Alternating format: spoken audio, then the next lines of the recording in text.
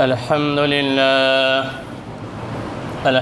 لله نحمده ونستعينه ونستغفره ونؤمن به ونتوكل عليه ونعوذ بالله من شرور أنفسنا ومن سيئات أعمالنا من يهده الله فلا مضل له ومن يضلله فلا هادي له ونشهد أن لا إله إلا الله وحده لا شريك له ونشهد أن محمدًا عبده ورسوله. وعن أبي الدرداء رضي الله تعالى عنه عن النبي صلى الله تعالى عليه وسلم: ألا أخبركم بأفضل درجة الصيام والصلاة والصدقة؟ قالوا بلى يا رسول الله. قال: إصلاح ذات البين وفساد ذات البين الحالقة. رواه أبو داود أو كما قال النبي صلى الله تعالى عليه وسلم. معزز سامعین کرام، عزیزان محترم، یہ ابو داؤد شریف کی روایت ہے جسے میں نے آپ کے سامنے پیش کیا ہے۔ اس حدیث کے راوی ابو درداء رضی اللہ تعالی عنہ ہیں۔ یہ مشہور صحابی ہیں اور صحابہ میں اللہ کے رسول صلی اللہ علیہ وسلم نے ان کا لقب حکیم هذه الامہ رکھا ہے کہ اس امت کے حکیم ہیں، حکمت اور دانائی کی بات بتانے والے، اور حکمت اور دانائی کی بات میری امت میں سب سے زیادہ سمجھنے والے ابو درداء رضی اللہ تعالی عنہ ہیں۔ جیسے اللہ کے رسول نے فرمایا: امین هذه الامہ ابو عبیدۃ بن الجراح، کہ اس امت کا امین ابو عبیدہ بن جراح ہیں۔ وَأَقْرَأُهُمْ أُبَيُّ بْنُ كَعْبٍ، اور سب سے بہترین قرآن پڑھنے والے ابی بن کعب ہیں۔ وَأَعْلَمُهُمْ بِالْحَلَالِ وَالْحَرَامِ مُعَاذُ بْنُ جبل، اور حلال اور حرام کو سب سے زیادہ جاننے والے یعنی سب سے بڑے مفتی معاذ بن جبل ہیں۔ یہ اللہ کے رسول صلی اللہ علیہ وسلم نے الگ الگ صحابہ کی خاصیت دیکھ کر الگ الگ صفتیں اور الگ الگ القاب سے انہیں نوازا تھا۔ یہ صحابی ابو درداء رضی اللہ تعالیٰ عنہ کو اللہ کے رسول نے لقب دیا حکیم هذه الامہ، اس امت کے، میرے امت کے سب سے بڑے یہ حکیم ہیں۔ یہ روایت کرتے ہیں کہ اللہ کے رسول صلی اللہ علیہ وسلم نے ہمارے سامنے ایک دفعہ کہا: کیا میں تمہیں ایک ایسی چیز نہ بتاؤں جو روزہ، نماز اور صدقہ کے درجے سے افضل چیز ہوں؟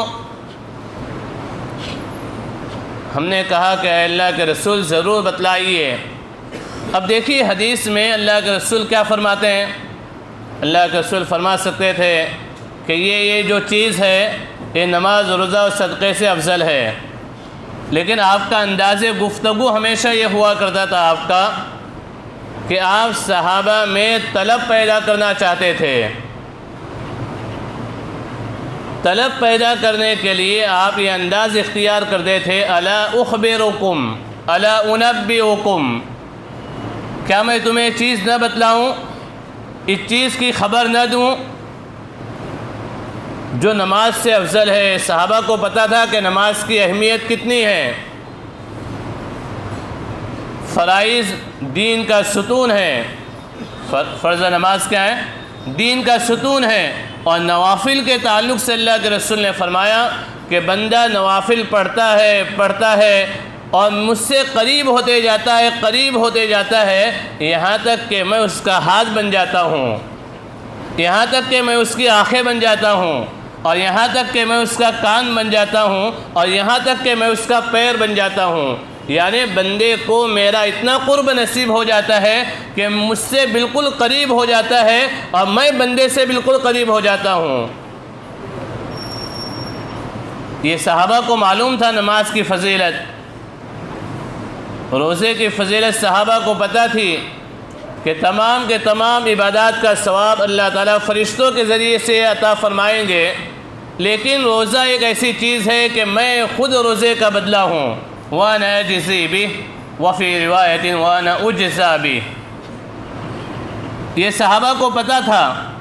صدقے کے تعلق سے بے شمار احادیث صحابہ کو پتہ تھی کہ صدقے کے تعلق سے اللہ کے رسول نے فرمایا کہ ایک صدقہ کرنے سے 1 درہم یا 1 روپیہ صدقہ کرنے کا ثواب 700 روپے کے برابر ہے، اور وہ تمہارے حساب سے نہیں 700 روپے، ہمارے اعتبار سے، اللہ کے اعتبار سے۔ پھر اللہ نے کہا کہ یہ 700 کی تعداد تو میں نے تمہارے سمجھنے کے لیے بیان کی ہے، اصل کتنا دینے والا ہوں اور کتنا اضافہ کرنے والا ہوں اس کا علم میرے پاس ہی ہے۔ ابھی تینوں چیزیں اللہ کے رسول نے بیان کی کہ دیکھو ایک ایسی چیز بیان کرنے جا رہا ہوں بتانے کے لیے جو روزے سے، نماز سے اور صدقے سے بھی افضل ہے۔ تو صحابہ کے اندر طلب پیدا ہو گئی۔ یہ سننے کے بعد صحابہ میں کیا ہوئی؟ طلب پیدا ہوئی، جستجو پیدا ہوئی کہ ایسی کون سی چیز ہے؟ اس لیے کہ اگر طلب پیدا نہیں ہے اور آدمی بے طلب ہے، آپ اس کے سامنے پورا قرآن پڑھ دیجئے، پوری احادیث بیان کر دیجئے، بزرگان دین کے پورے واقعات پڑھ دیجئے۔ آج جو ہماری کیفیتیں ہو گئی، ہم سب کے سب کیا ہو گئے ہیں؟ کہنے والا بھی اور سننے والا بھی، ہم سب کے سب بے طلب ہو گئے ہیں۔ ہم کہتے بھی ایسے ہی بے طلبی کے ساتھ، اور سنتے بھی ایسے ہی ہیں بے طلبی کے ساتھ۔ تو اللہ تعالیٰ کو کیا ضرورت ہے عمل کرانے کی؟ اس لیے اللہ عمل کی توفیق نہیں دیتے ہیں۔ اللہ تعالیٰ کیا کرتے ہیں؟ عمل کی توفیق نہیں دیتے ہیں۔ اور یہ جب طلب پیدا ہوتی ہے، اللہ اکبر کبیرہ، واقعات سنتے ہیں آپ حضرات ہمیشہ۔ حضرت حنظلہ اسی طلب کی بنا پہ نافقہ حنظلہ کا نعرہ لگایا انہوں نے، اور اسی طلب کے بنا پہ عمر فاروق رضی اللہ تعالیٰ عنہ نے حذیفہ بن یمان رضی اللہ تعالیٰ عنہ کو بلا کے پوچھا، حذیفہ اللہ کی قسم دیتا ہوں اللہ کے رسول نے تمہیں منع کیا ہے کہ منافقین کے نام نہ بتائے جائیں، کہ کس کا نام منافقین میں ہے، آپ یہ مت بتلائیے، منافقین کے نام کی فہرست بیان کر دیجئے، میں سن لوں گا اور مجھے پتہ چل جائے گا کہ عمر کا نام اس میں ہے یا نہیں ہے۔ یہ طلب تھی ان کے دلوں میں۔ طلب کس چیز کی تھی؟ آخرت کی، اللہ کے ڈر کی، اللہ کے خوف کی، جہنم سے بچنے کی، اور قبر کے مشکلات سے، قبر کے عذاب سے بچنے کی طلب پیدا ہو گئی تھی۔ اللہ کی رضامندی کی طلب پیدا ہو گئی تھی۔ اب دیکھیے اللہ کے رسول نے جب یہ بیان کیا، قالوا بلا یا رسول اللہ، اے اللہ کے رسول آپ بالکل بیان کیجئے۔ اللہ کے رسول نے فرمایا، اصلاح ذات البین وفساد ذات البین الحالقہ، لوگوں کے درمیان صلح کرانا،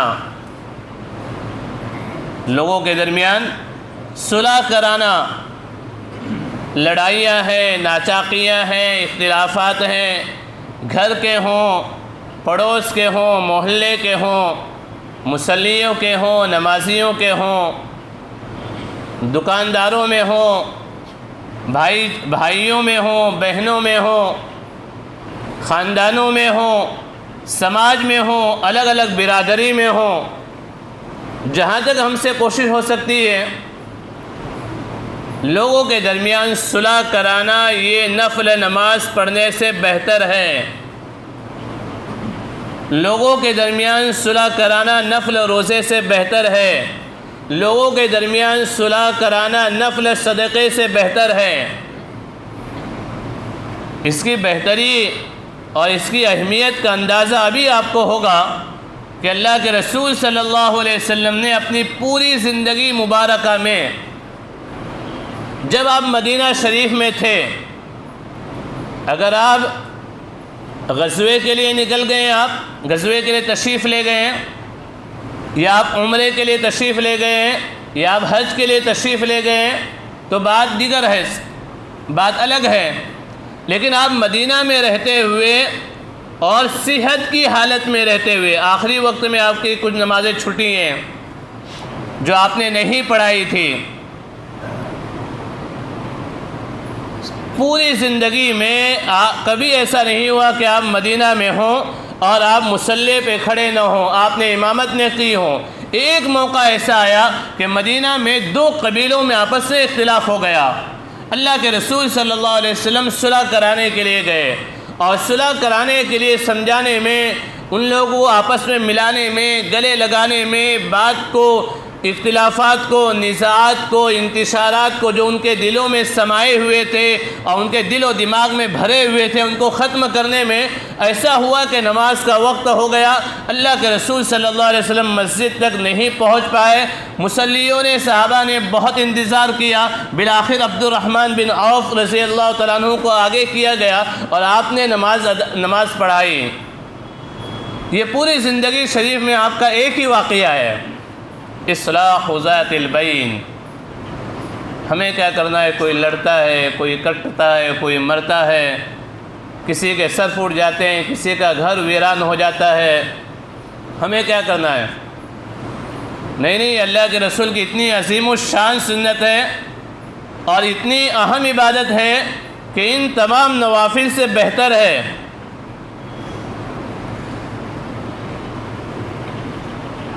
تو پوری زندگی مبارکہ میں اللہ کے رسول نے ایک نماز ایسی تھی جو آپ کی نعوذ باللہ قضا نہیں ہوئی۔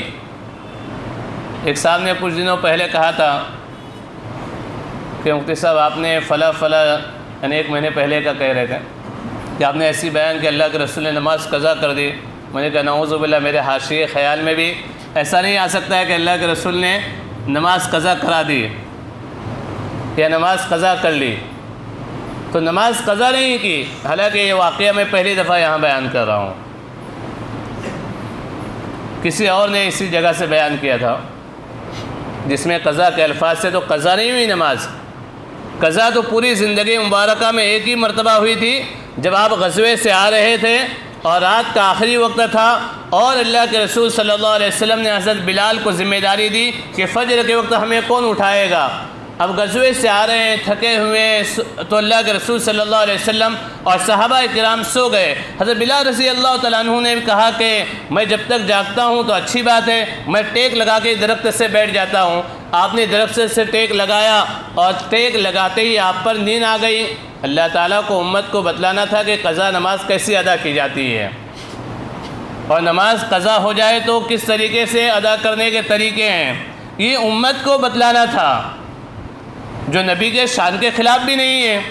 اس لیے اللہ تعالیٰ نے یہ کام نبی سے کروایا۔ لیکن آپ جاگ رہے ہیں، نماز کا وقت ہو رہا ہے اور آپ نماز چھوڑ دیں، تو بہرکیف یہ ایک واقعہ ایسا ہوا کہ اللہ کے رسول صلی اللہ علیہ وسلم نے وہی نماز ادا کر لی ان کے قبیلے میں، اور پھر آپ دوسری نماز میں تشریف لائے۔ تو یہ اصلاح، لوگوں کے درمیان کیا کرانا؟ اصلاح کرانا، صلح کرانا۔ گھر میں بھائیوں میں بات نہیں ہے، باپ کی ذمہ داری ابھی سے بات کرائی جائے، ان کے دلوں کی نفرتیں، عداوتیں ابھی سے ختم کرائی جائیں، کہ دل میں جو خیالات آتے ہیں، غلط خیالات آتے ہیں، غلط چیزیں آتی ہیں، اس کو ختم کرایا جائے، بچپن ہی سے اس کی عادت ڈالی جائے۔ آج ہمارے جماعت میں، ہماری برادری میں، ہمارے محلے میں، ہماری مسجد میں، ہمارے علاقے میں ایسے لوگوں کی کمی نہیں ہے جو ایسی باتیں پیدا کرتے ہیں جس سے اختلافات میں کیا ہو، اضافہ ہو۔ کسی کی اچھی جم رہی ہے، کوئی پارٹنرشپ میں دھندا کر رہا ہے، بہت اچھے سے جم رہا ہے، کوئی دوستی کر رہا ہے، آپس میں مل رہا ہے، کوئی آپس میں چائے پانی پی رہے ہیں، رات میں ایک ساتھ بیٹھ رہے ہیں، نماز میں ایک ساتھ آ رہے ہیں، اب دوسروں کو حسد ہو رہا ہے، اب وہ خامخواہ ایسی بات بیان کرتا ہے جس کی وجہ سے انتشار پیدا ہو جائے، آپس میں کیا ہو جائے، اختلافات پیدا ہو جائے، خامخواہ کی بات پیدا کرتے ہیں۔ حالانکہ یہ خامخواہ کی بات کرنا اللہ کے رسول نے اور صحابہ کرام نے اور اولیاء امت نے ہمیں نہیں بتلایا ہے، ہمیں تو الٹا بتلایا گیا تھا، ہمیں سیدھا بتلایا گیا تھا، ہم الٹے چلنے لگے۔ ہمیں بتایا تو یہ گیا کہ اختلافات کو ختم کرو اور کوشش کرو کہ ایسی بات جا کے سامنے والے سے کہو جس کے وجہ سے اختلافات ہونے کے باوجود وہ آدمی خوش ہو جائے، آپ اس سے جا کے کہیے کہ فلاں جو آدمی ہے جس میں تم میں اور اس میں اختلاف ہے، وہ تو آپ کے لیے دعا کرتا ہے، ربنا آتنا فی الدنیا حسنہ، اے اللہ ہمیں دنیا میں خیر عطا فرما، وفی الآخرۃ حسنہ، تو ربنا آتنا ہمیں میں جمع کا صیغہ ہے۔ اب جا کے اس سے کہیے کہ وہ تو آپ کے لیے دعا کر رہا تھا۔ تمام مسلمان آ گئے، ایسی صلح کرائیے۔ بلکہ اللہ کے رسول صلی اللہ علیہ وسلم نے فرمایا لیس الکذاب، وہ آدمی جھوٹا نہیں ہے، الذی یمنی ہوا بخیر، جو خیر کی پیدا کرنے کے لیے، صلح کو وجود میں لانے کے لیے، آپس میں صلح کرانے کے لیے، محبتیں پیدا کرنے کے لیے جھوٹ بھی کہہ دے، وہ آدمی بھی جھوٹا نہیں ہے۔ لیکن اتنا بھی جھوٹ نہیں اور بہت زیادہ بھی جھوٹ ہی نہیں کہ جھوٹ ہی جھوٹ، جھوٹ ہی جھوٹ۔ جتنا ہو سکے میں نے جو طریقہ بیان کیا، ایسے جملے کہے جائیں کہ آپ کی تعریف کر رہا تھا، آپ کی اچھائی کر رہا تھا اور آپ کے بارے میں دعائیں کر رہا تھا، اس سے کیا ہو جائیں گی؟ صلح ہو جائے گی۔ لیکن آپس میں فتنے پیدا کرنا، ایسی باتیں پیدا کرنا کہ آپس میں ناچاقیوں میں اضافہ ہو اور محبتیں نفرتوں میں تبدیل ہو جائیں، خاندان میں اختلاف اور انتشار ہو جائے، میاں بیوی میں جدائیاں پیدا ہو جائیں، ایسی باتیں پیدا کرنا اور ایسے جملے کہنا، یہ بہت بڑا گناہ ہے۔ یہ بہت بڑا کیا ہے؟ گناہ ہے۔ یہ ابلیسی عمل ہے۔ یہ کون سا عمل ہے؟ ابلیسی عمل ہے، اور ابلیس کو نہایت زیادہ یہ پسندیدہ عمل ہے۔ اللہ کے رسول صلی اللہ علیہ وسلم نے ارشاد فرمایا کہ کبھی کبھی ابلیس اپنا تخت، وہ بھی ایک تخت لے کے بیٹھا ہے، وہ اپنے تخت کو کیا کرتا ہے؟ سمندر کے بیچ میں جا کے لگا دیتا ہے اور اپنے تمام چیلے چپاٹوں کو بلاتا ہے۔ اس کے جتنے چیلے چپاٹے وہ آتے ہیں، کارگزاری لیتا ہے، تم نے کیا کیا؟ ایک کہتا ہے کہ دیکھو ایک آدمی نماز کے ارادے سے نکلا تھا، میں نے کوئی کام اس کے ذہن میں ایسا ڈال دیا کہ اس کام کے لیے چلا گیا اور نماز اس کی قضا ہو گئی، شاباش، بہت اچھا۔ دوسرا کھڑا ہوتا ہے، ایک آدمی نے صدقے کی نیت کی تھی، میں نے اس کے دماغ میں دوسری بات ڈالی اور صدقہ کرنا وہ بھول گیا اور آج تک صدقہ نہیں دیا اس کے بعد سے، شاباش، بہت اچھا۔ تم نے کیا کیا؟ ایک آدمی نے رات میں روزے کی پکی نیت کی تھی، سحری کا انتظام کر لیا تھا اور سحری بنا بھی لی تھی اور الارم بھی لگا دیا تھا، میں نے ایسی غفلت کی نیند ڈالی کہ صبح اس کی آنکھ کھلی نہیں پائی، آنکھ کھلی لیکن پھر اس نے آنکھ مون لی، بند کر لی، شاباش، بہت اچھا۔ اب ایک چوتھے نمبر پہ کھڑا ہوا، کہا کہ میں نے ایک چھوٹا سے کام کیا کہ میاں بیوی آپس میں بڑی محبت اور پیار سے رہ رہے تھے، میں نے آپس میں ایک دوسرے کے بارے میں ایک دوسرے کے دل میں برائیاں اور نفرتیں ڈال دی۔ بات آگے بڑھی یہاں تک کہ طلاق کی نوبت آ گئی۔ ابلیس اپنے تخت سے کھڑا ہو جاتا ہے اور اسے قریب بلاتا ہے، اس سے معانقہ کرتا ہے اور کہتا ہے تو میرا پکا اور سچا دوست اور حقیقی چیلا ہے کہ تو نے بہت بڑا کام کیا۔ اختلاف کا ڈالنا، نزاعات کا ڈالنا، دشمنی کا پیدا کرنا، یہ تو نے جو کیا بہت بڑا کام کیا۔ تو میرے عزیزوں، یہ جو چیز ہے، یہاں کی بات وہاں کہنا، آدھی جھوٹی آدھی سچی یا پوری سچی ہو پھر بھی منع ہے۔ آپ نے مجھ سے سنا کہ میں کسی کی برائی بیان کر رہا ہوں، آپ نے جا کے فلاں کو بیان کر دیا، یہ فلاں کو بیان کرنا، سچی بات صحیح طریقے سے ہو بہو اتنی ہی بیان کرنا، یہ بھی اللہ کے نزدیک بہت بڑا گناہ ہے۔ اگر میں کوئی اس کے قتل کا پلان بنا رہا ہوں اور آپ کو پتہ چلا، آپ نے سنا اور آپ نے جا کے اس کو اطلاع دی، تو یہ خیر خواہی ہے۔ یہ کیا ہے؟ خیر خواہی ہے، بقیہ خیر خواہی نہیں ہے، اس سے منع کیا گیا ہے۔ وَفَسَادُ ذَاتِ الْبَيْنِ الْحَالِقَةِ، اللہ کے رسول فرماتے ہیں آپس کا اختلاف انسان کو مونڈنے والا ہے۔ کس چیز کو؟ دوسری حدیث میں اللہ کے رسول نے فرمایا کہ سر کے بالوں کو مونڈنے والا نہیں ہے بلکہ انسان کے دین کو مونڈنے والا ہے، اس کے دین کو ختم کر دینے والا ہے۔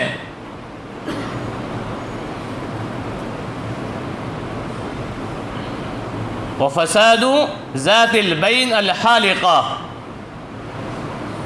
اسی لیے اللہ کے رسول صلی اللہ علیہ وسلم نے ایک حدیث میں کیا ہی بہترین جملہ کہا ہے، انا زعیم ببیت فی وسط الجنہ لمن ترک المراء وهو محق، میں ذمہ دار بن جاتا ہوں جنت کے بیچوں بیچ ایک بہترین بنگلے کا، عالی شان محل کا، اس آدمی کے لیے جو جھگڑے کو چھوڑ دے، لمن ترک المراء، جو جھگڑے کو کیا کر دے؟ چھوڑ دے، وَهُوَ مُحِقٌ، حالانکہ وہ حق پہ ہے۔ پراپرٹی کا جھگڑا ہے، یہ تو بہت بڑی بات میں نے کہہ دی، چھوٹا موٹا جھگڑا ہے، بڑا جھگڑا ہے، لیکن جنت کے محل سے بڑا کوئی چیز، جنت کے محل سے بڑی کوئی چیز دنیا میں نہیں ہے۔ اللہ کے رسول فرماتے ہیں کہ میں جنت کے بیچوں بیچ ایک عالی شان محل کی ذمہ داری لیتا ہوں، بِبَيْتٍ، ایک عالی شان محل کی ذمہ داری لیتا ہوں اس شخص کے لیے جو جھگڑے کو چھوڑ دے، وَهُوَ مُحِقٌ، حالانکہ وہ حق پہ ہے۔ نہیں، مجھے جھگڑا نہیں کرنا ہے، سامنے والے نے ظلم کیا ہے، مجھے ظلم کا بدلہ ظلم سے نہیں دینا ہے، اس نے میری زمین ہڑپ کری، میرا پیسہ لیا، پیسہ واپس نہیں کر رہا ہے، جھگڑا ہے، میں اس جھگڑے کو کیا کر رہا ہوں؟ ختم کر رہا ہوں۔ انشاءاللہ اللہ تعالیٰ مجھے جنت کے بیچوں بیچ گھر عطا فرمائیں گے، اور میرے اور آپ کے نبی اور کائنات کے نبی نے اور پورے عالم کے نبی نے، انبیاء کے نبی نے اس بات کی ذمہ داری لی ہے۔ اگر کوئی پرائم منسٹر جو ہے جھوٹے منہ، جھوٹے ہی جھوٹے ہوتے ہیں، جھوٹے منہ آپ سے ذمہ داری لے لے کسی بات کی کہ تمہیں یہ کرنا ہے، تمہیں تمہارے لیے الیکشن میں یہ کرنا ہے، تو الیکشن کے بعد تمہیں میں یہ عہدہ دے دوں گا، تو آدمی کتنے جتن کرتا ہے، اوہو میں نے شاید پرائم منسٹر بہت بڑی بات کہہ دی۔ ایک کارپوریٹر اگر کہہ دے نا، پھر بھی ہم لوگ ہزاروں جتن کر دیتے ہیں، اور ایک ایم ایل اے کہہ دے تو لاکھوں روپے لگا دیتے ہیں۔ یہ سب باتیں آپ کو پتہ ہے کہ نہیں؟ الیکشن میں لاکھوں روپے لگاتے ہیں لوگ، آپ لوگ تو ایسا دیکھ رہے ہیں آج جیسا آپ کو پتہ ہی نہیں ہے۔ بار کیف لوگ لاکھوں روپے لگا دیتے ہیں کہنے پہ، ابھی یہ پکا نہیں ہے کہ جیتنے والا ہے یا جیتنے والا نہیں ہے، اور جھوٹے اتنے ہیں کہ جیتنے کے بعد کچھ دے گا یا نہیں دے گا، کوئی پکی بات نہیں ہے۔ اس کے باوجود ہم اس پہ یقین کر لیتے ہیں، اور میرے اور آپ کے نبی فرماتے ہیں انا زعیم، میں ذمہ دار بنتا ہوں، میں ذمہ دار بنتا ہوں، میں دعوے دار بنتا ہوں، میں جنت میں گھر دلانے کا ذمہ دار بنتا ہوں۔ اللہ کے سامنے جا کے اس آدمی کا نام لے کر میرے اور آپ کے حبیب آواز دیں گے، یہاں آؤ، اے اللہ آپ اس کو جنت کے بیچوں بیچ محل دیجئے، اس نے حق پہ ہونے کے باوجود جھگڑا چھوڑ دیا، اور اس کے جھگڑا چھوڑنے کی وجہ سے خاندانوں کے اختلافات ختم ہو گئے، آپس کی بھائی چارگی قائم ہو گئی، اے اللہ آپ اس کو جنت کے بیچوں بیچ گھر دلا دیجئے۔ کتنی بڑی بات اللہ کے رسول نے فرمائی۔ اللہ کرے یہ بات میرے اور آپ کے دل میں اترے اور میرے اور آپ کے عمل میں آئے، آمین۔ تو میں یہ بات عرض کر رہا تھا کہ سب آج دنیا میں سب کے سب یہ کہتے ہیں کہ اتفاق پیدا ہو، اختلافات ختم ہو، ہر آدمی یہ کہتا ہے، ہر ممبر پہ بیٹھنے والا، ہر کرسی پہ بیٹھنے والا، ہر مجلس میں بات کرنے والا یہی کہتا ہے کہ اتفاق پیدا ہونا چاہیے، لیکن یہ پیدا کیسے ہوگا؟ یہ پیدا کیسے ہوگا؟ سید الطائفہ مہاجر مکی امداد اللہ صاحب رحمۃ اللہ علیہ نے ایک بہت اچھی بات کہی ہے۔ حاجی امداد اللہ صاحب نے بڑی اچھی بات کہی۔ انہوں نے کہا کہ 2 چیزیں میں ایسی بتلاتا ہوں جس کے وجہ سے آپس میں محبت پیدا ہوگی، اور ان کو چھوڑنے کی وجہ سے کبھی محبت پیدا نہیں ہوگی، کبھی اتفاق پیدا نہیں ہوگا۔ پہلی چیز تواضع اختیار کر لی جائے۔ اگر ہمارا حق کسی نے مارا ہے، ہمیں سمجھے کہ ہم اس قابل ہی تھے کہ ہمارا حق مارا جائے۔ آدمی یہ سمجھے کہ میں اس قابل ہوں کہ میرا حق مارا جائے، میری کیا حیثیت ہے۔ اگر یہ تواضع پیدا ہو جائے، آدمی میں عاجزی پیدا ہو جائے، اپنے آپ کو آدمی کمتر سمجھنے لگے، تو جھگڑا کیا ہو جائے گا؟ ختم ہو جائے گا۔ جھگڑا اس وقت ہوتا ہے کہ سامنے والے نے 1 مارا، تو اس وقت میں یہ خیال کرتا ہوں کہ میں اسے 2 مار سکتا ہوں۔ اس نے 1 جملہ کہا تو میرے دماغ میں آتا ہے کہ میں اسے 2 جملے بہترین انداز میں کہہ سکتا ہوں۔ اس نے 1 گیم کھیلا تو ہمارے ذہن میں آتا ہے کہ ہم اس کے خلاف 2 گیم کھیل سکتے ہیں۔ یہ جب باتیں پیدا ہوتی ہے تو کیا ہو جاتا ہے؟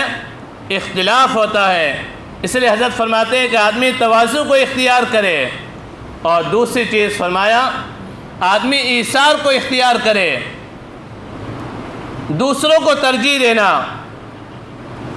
اپنے پہ دوسروں کو ترجیح دی جائے۔ بیٹھیے، بعد میں نماز پڑھیے۔ دوسروں کو ترجیح دی جائے۔ اللہ کے رسول صلی اللہ علیہ وسلم نے صحابہ کرام رضوان اللہ علیہم اجمعین میں یہ بات کما حقہ پیدا کی تھی۔ مدینے میں اللہ کے رسول صلی اللہ علیہ وسلم کے پاس ایک اجنبی شخص آئے، باہر سے آئے۔ اللہ کے رسول نے صحابہ میں اعلان کیا، آج رات کون انہیں کھانا کھلائے گا؟ وہ وقت فاقے کا وقت تھا، تنگی کا زمانہ تھا۔ ایک صحابی کھڑے ہو گئے، یا رسول اللہ، میں انہیں اپنے گھر لے جاتا ہوں، آج رات میں کھانا کھلاؤں گا، اپنے گھر سلاؤں گا، رات ان کی میں میزبانی کروں گا۔ اللہ کے رسول نے ان کے ساتھ روانہ کیا۔ گھر گئے، اپنی بیوی سے پوچھا کچھ ہے کھانے کے لیے؟ کہا کہ اتنا ہے کہ مہمان کھائے گا تو آپ نہیں کھا سکیں گے، آپ کھاؤں گے تو مہمان نہیں کھا سکے گا۔